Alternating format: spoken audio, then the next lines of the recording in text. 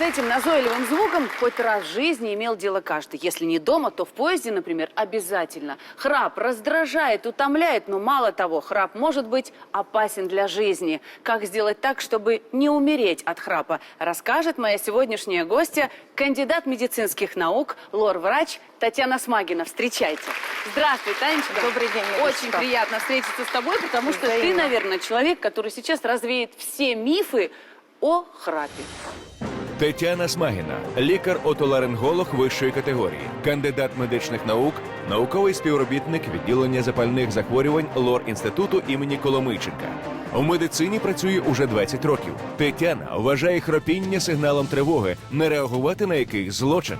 Адже хропіти – це не шкідлива звичка і не нахабний виклик рідним, що ділять з хропуном одну квартиру. Хропіння – це справжня патологія, від якої людина може умерти. Саме сьогодні Тетяна навчить нас, як не дохропітися до летального фіналу.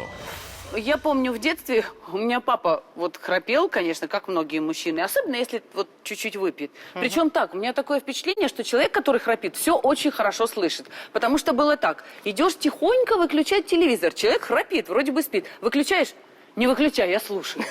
То есть... Действительно ли люди, которые храпят, на самом деле не очень даже и спят? Или все-таки это только во сне бывает? Храп всего-навсего звук, который издает человек во время сна. Храп есть опасный для жизни, и есть храп, который не опасен для жизни.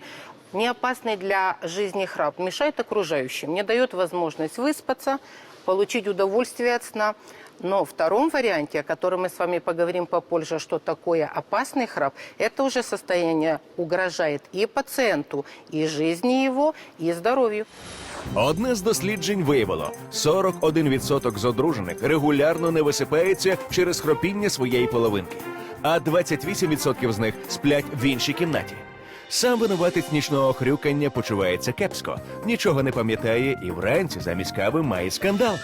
Та не поспішайте тікати від ненависного хропуна. Можливо, він смертельно хворий, і саме ви можете врятувати його життя. Як? Дивіться далі. По статистике у нас в Украине около 100 тысяч человек умирает от инфаркта, 50 от инсультов. Ежегодно, и среди них в 3 раза больше храпунов, нежели храпящих пациентов. Это как-то связано? 3 раза больше. Это напрямую связано. Плюс храпуны с тяжелой формой, о которой мы говорим, они в 10 раз чаще попадают в ДТП, нежели не храпящие люди. И сегодня я вам расскажу, как избавиться, предотвратить или помочь своим родным и близким, не иметь проблемы со здоровьем, а может и сохранить здоровье. Как получается, что человек храпит? Что происходит в организме в этот момент? А в этот момент с физиологической точки зрения происходит расслабление всех мышц.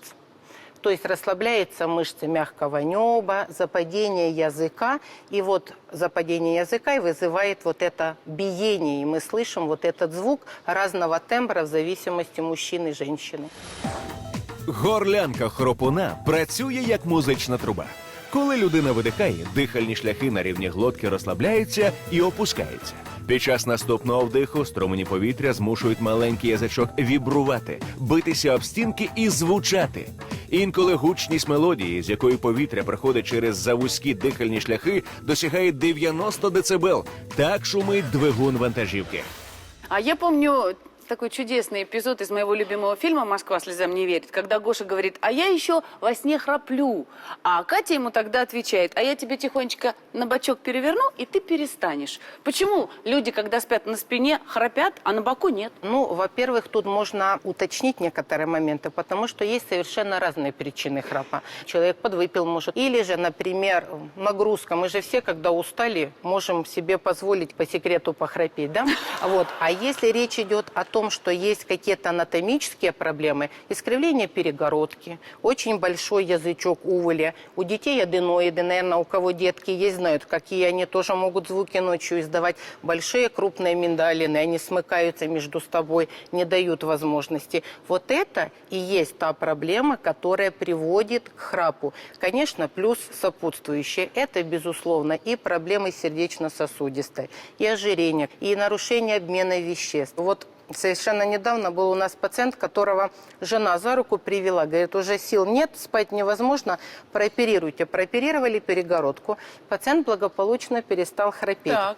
И услышал, как жена храпит. Нет, Нет? Он снова приходит с женой, спрашиваю, жена довольна? Говорит, нет, недовольна. Говорю, какая проблема? Теперь она сидит возле меня и спрашивает, почему я не храплю. Что значит привычка? Нет, у меня была ситуация, когда я мужу говорю, ой, ты сегодня так громко ночью храпел. Он говорит, я же тебе не рассказываю, когда ты храпишь. Можно обменяться Я узнала, да, любезностями. что со мной такое тоже происходит. Ну, то есть и женщины, даже такие стройные иногда. Даже стройные, даже И изящные. даже не пьяные И совсем. совершенно трезвые и в молодом возрасте могут храпеть. Потому что храп бывает и у мужчин, и у женщин. А вот и храпят, безусловно, и мужчины, и женщины в разном возрасте. С возрастом тонус мышц теряется, поэтому люди старшего возраста могут храпеть немножечко побольше. Но это ни в коем случае не говорит, что не могут храпеть молодые. Я говорю, детки тоже храпят. А можно ли тренировать мышцы, из-за которых мы храпим? Да, безусловно, есть такой комплекс упражнений, я вам обязательно его попозже покажу, который позволяет тренировать мышцы, и они помогают в определенных вариантах сохранить состояние тонуса и уменьшить храп, либо предотвратить. В каких случаях храп становится уже опасным для здоровья? Храп опасный для здоровья – это тогда, когда во время сна происходят приступы так называемое апноэ. Вы, наверное, слышали, дышит человек спокойно, затем делает вдох, задержал дыхание і перестає дишати. Коли людина перестає дихати, в організмі порушується баланс кисню і вуглекислого газу. Мозок починає бити тривогу, змушуючи людину прокинутися. Вставай, мерщій, задихнешся! М'язи язика та гортані стимулюються і збільшують просвіт дихальних шляхів. Людина прокидається, глибоко дихає, голосно схрапуючи. Вуглекислота виходить, а кров насичується киснем. Мозок такої людини не відпочиває. Він має вартувати всю ніч, аби зберегти життя. Мы у пациента видим перевозбуждение на каналах энцефалограммы. Также мы видим серьезное нарушение ритма, разгон пульса от 73 до 90. Видим разгон по частоте дыхания. На потоке дыхания мы видим гипопноэ и апноэ, то есть остановки дыхания во сне. В среднем 30-40 секунд паузы. Умножаем в среднем на 400 пауз за ночь. Получается в общем суммарно по времени 4-5 часов отсутствия дыхания суммарно из 8 часов сна. Риск внезапной смерти и инфаркта на утро достаточно высокий.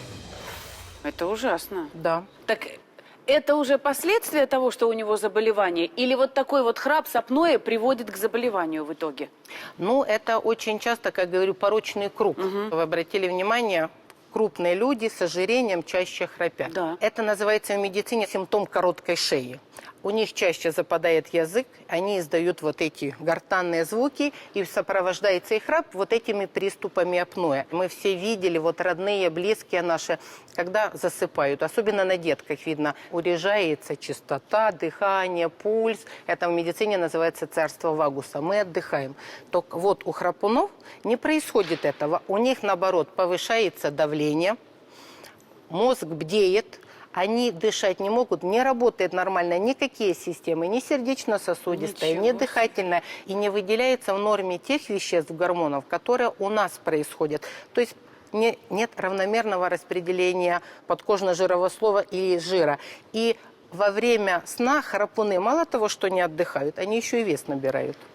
Это И усугубляют причину, они ходят по кругу. Действительно порочный круг. Так получается, что мы не сердиться должны из-за того, что кто-то храпит, а сочувствовать человеку, да? В Европе, между прочим, Надюш, водитель там больше грузного транспорта никогда не получат права, если не будет справки об отсутствии апноэ. А это врачи проверяют или жена справку такую дает? Жена может не ту справку выдать. Это точно. Поэтому и такие у них выраженные проблемы со здоровьем в дальнейшем, потому что риск и развитие гипертензии, и вот тех инсультов, инфарктов во сне, которые мы с вами говорили, это выраженная проблема. Итальянские ученые доказали, что при длительной хронической форме гипоксии начинаются деструктивные, то есть разрушающие процессы в коре головного мозга. мозга, со временем человека может влиять на интеллект.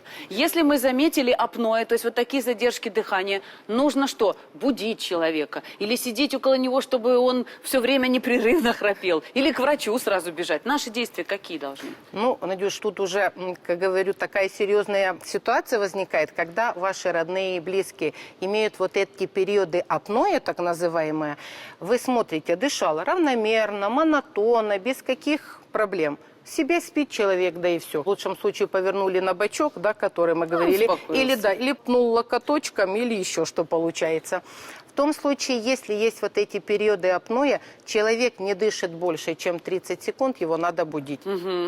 Это состояние, угрожающее его здоровью. Если это повторяется постоянно, частота чаще, длительность больше, обязательно надо обращаться к специалистам по сну. Это сомнологи, которые отвечают и могут пообследовать и адекватно подобрать и поставить диагноз. К сожалению, те люди, которые живут сами, иногда не слышат же, что они храпят. Да. Как они могут определить, что у них проблемы возникают из-за храпа? Если не могут родные и близкие подсказать по косвенным признакам. Вы видели, как спит наш пациент? Ворочается, просыпается, простыня отдельно, пациент отдельно. Сонливость, он потный просыпается. Он сам будет отмечать, что за ночь очень много раз поднимался в туалет. Учащенное мочеиспускание. Утром может быть подъем именно утреннего давления. Плюс, конечно, усталость, разбитость и непонятная сонливость в течение дня. Человек не отдохнул за ночь. Это в том случае, если храп действительно опасный. Да. И если есть такие симптомы, которые мы с вами обязательно должны запомнить, то стоит уже обращаться к врачу. А во всех ли поликлиниках есть врачи-сомнологи? К сожалению, не во всех. Тогда к кому идти? Можно к кардиологу в каждой поликлинике, в каждом центре, потому что проблемой храпа занимаются многие специалисты. А вот это и кардиолог, как я сказала, может посмотреть и по мере давления увидеть эту проблему. И невропатолог, потому что есть и центральная форма, когда человек не может дышать, и есть приступы вот эти апноэ. Точно так же эндокринолог, потому что нарушение обмена веществ. И потом они отправляют сомнологам в центр сна, там, где делается вот этот метод исследования и подбирается адекватное лечение. А если храп физиологичный, например, из-за того, что искривление носовой перегородки, тогда, наверное, к отоларингологу и нужно идти, да? Да, вот это та проблема, которой мы, лорой, занимаемся. Здесь мы решаем анатомические проблемы. То есть, если у человека кривая перегородочки, он механически дышать не может. Безусловно, мы тогда оперируем перегородку. Если это полипы, это удаление полипов. Если очень большой язычок увуля пластика или срезается, или он удаляется, тоже разными способами есть. То есть, надо восстановить дыхание. Если это избыточный вес, ожирения, то, конечно, нужно похудеть, потому что есть статистические данные, что снижение веса на 10%, от 10 до 20, может до 50% уменьшить храп. Я вижу тут, кроме пижамы, еще какие-то предметы, которые ко сну, по-моему, не имеют отношения. Ко сну косвенно, но возможность уснуть близким дает. Способ предотвратить тот храп или уменьшить, который есть. Значит, смотрите, пижамка, с обратной стороны есть кармашек. О, зачем? Да, это потайной карманчик. Туда мы вкладываем теннисный шарик. Чтобы можно было поиграть в теннис ночью. Безусловно, ночью с мужем играть только в теннис. Большой причем. Да, то, что мы говорили с вами, храп на спине. Если пациент ложится на спинку, ему неудобно, он храпеть на спинке не будет, поворачивается на бочок и пытается тихонечко вам давать спать. Ой, какая прелесть! Но это не опасно для здоровья, например, для позвоночника, не повредиться, если вдруг случайно лег на спину и надавил этим мячом? Ну, мы и боремся, чтобы он не спал на спине. Да. Да, Эффективно? он не сможет. Эффективность разная. В принципе, при легких формах, и когда нет апноэ, и когда человек, скажем так, форм мягких и спокойных, это очень хорошо помогает. Если укладываемся спадки, то надо, чтобы голова была приподнята немножечко. Таким образом уменьшается храп. То есть либо правильная ортопедическая подушечка. Можно использовать препараты. Есть препараты профилактического действия при храпе. Это спрей в нос, спрей в горлышко.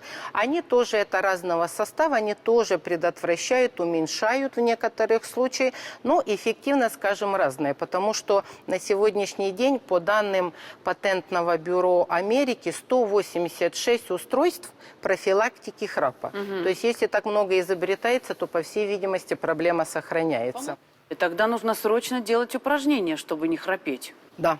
Поработаем? С карандашом? Давай. Конечно. Во-первых, кто будет трудиться, это бонус, потому что помимо профилактики храпа, это профилактика второго подбородка. Ничего себе. Так, предварительно мы раздали карандаши всем моим гостям. Есть у вас карандаши? Какие молодцы. Упражнений есть несколько. Сразу с карандашом или другие попробуем? Как хочешь. Давайте от минимума. Делаем полоскательное движение. Полоскали когда-нибудь, Надюш, О, горлышко? конечно, у меня в детстве часто ангины были, полоскала. Наш клиент. Да. Считайте или с воздухом, или с водичкой. Набрали в рот. И первое полощем. Да, напрягая мышцы одновременно. И запрокидывая голову, представляете, что вы ваш хронический... Молодец. Хронический тонзиллит сделайте, как Надюша, ей не обидно А меня будет. мама всегда хвалила. Хорошо, доченька, ты горлышко полоскаешь. Давайте все вместе. Это хорошая профилактика храпа. Напрягаются мышцы рта, языка, глотки. Второе упражнение. Кончик языка. Сейчас посмотрим, у кого какая длина. Кончик языка. Молодец, Надюша. Тянем к подбородочку. И в этот момент напрягаем все мышцы, какие можем. Так я весь язык Чувствуете? высунула. Не надо было высовывать. Вечно все сразу показываю. Тянем к подбородочку. Красивые мои. Красивые, да. Напрягайте мышцы. Не просто тянем язычок. Прекрасно. Следующее упражнение – это на укрепление тоже мышц. Берем кулачок и пытаемся толкать нашу нижнюю челюсть назад. В этот момент мышцами противодействуем и выталкиваем нашу руку. Напрягаем мышцы и одновременно напрягаем все мышцы шеи, щеки, язык. Все, что получается. Молодцы. А теперь наши карандаши.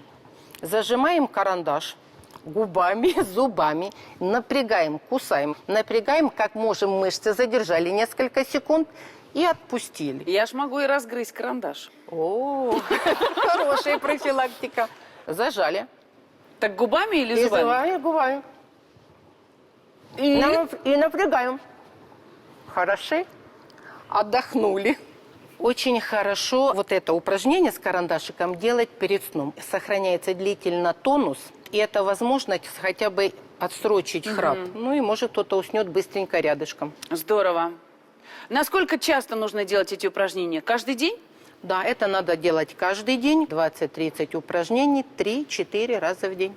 Какие еще методы профилактики существуют против храпа? Это полноценный сон. Те 8 часов, которые положено, мы должны выспаться. Это хорошо проветриваемое помещение с доступом кислорода. Мы все начинаем храпеть, Надюш, вспомните, вот начинается отопительный сезон, да? Сразу пересыхает воздух в помещении, Точно. лежбище котиков. Храпят все, и стар, и мал. Начинается храп. Но он для нас не опасен, проветрили помещение, и все стало хорошо. Это правильная ортопедическая кроватка, правильная подушечка, потому что когда мы с вами отдыхаем, мы спим, восстанавливаемся, набираем силы, и вот это является мерой профилактики, потому что все остальные способы – это уже лечение. Спасибо, Татьяна. Давайте еще раз сделаем это упражнение. Старайтесь, пожалуйста, и не пытайтесь бежать от храпуна в соседнюю комнату, ведь вы можете спасти жизнь своему родному человеку. И все будет добре. А прямо сейчас встреча с Хаялом Аликперовым.